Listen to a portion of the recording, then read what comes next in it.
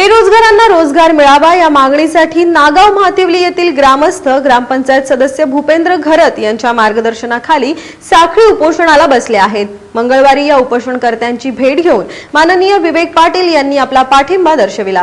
प्रकल्प आहे आमच्या हक्काचा, नाही कोणाच्या बापाचा। नागाव महातिवली गावातील नागरिकांच्या विविध समस्यांविषयी नागाव ग्रामपंचायत सदस्य भूपेंद्र घरत यांच्या मार्गदर्शनाखाली 9 मे पासून ओएनजीसी उरण व्यवस्थापनाच्या एपीयू मेन गेट समोर साखळी उपोषण सुरू करण्यात आले आहे।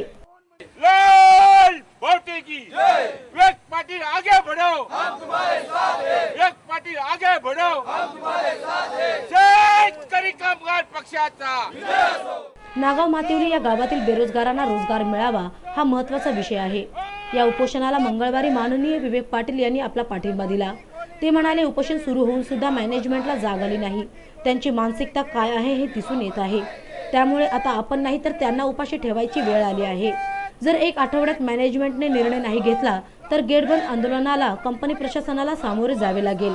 येथील युवकांच्या ताकदीचा हक्कासाठी उपयोग करण्यात येणार असून शेका पक्षाची ताकद पूर्णपणे उभी करू असे उद्गार माननीय विवेक पाटील यांनी काढले।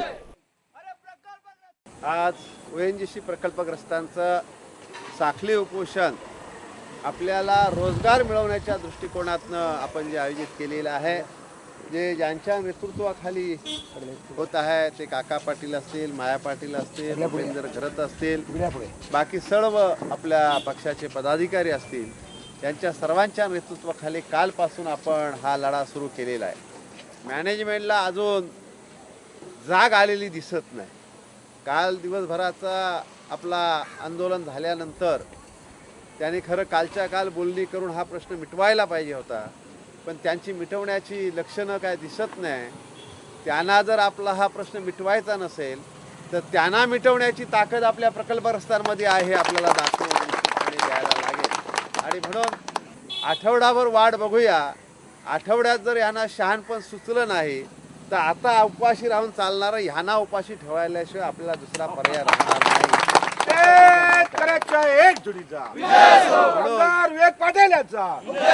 म्हणून मी या ठिकाणी नानाने या ठिकाणी सांगितले 7 दिवस 1 आठवडा वाट बघावी, म्हणजे पुढच्या सोमवारचा प्रश्न निघाला नाही तर माझी तुम्हाला सूचना असेल, आता रस्त्याच्या ह्या बाजूला बसायचं नाही तर रस्त्याच्या त्या बाजूला बसून गेट बंद केल्याशिवाय आपण ठेवणार नाही।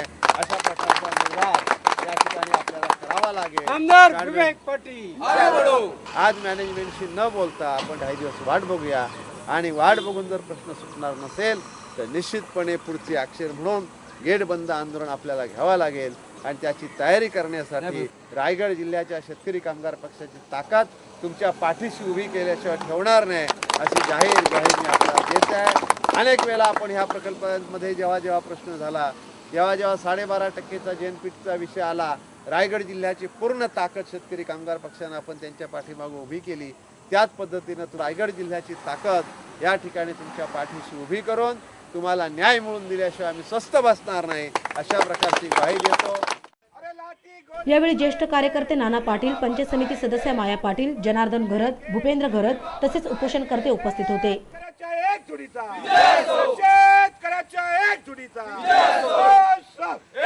विवेक पाटील आगे बढ़ो, हम तुम्हारे साथ हैं। विवेक पाटील साहब आगे बढ़ो, हम तुम्हारे साथ हैं। लाल बोटे की जय, लाल झंडे की जय।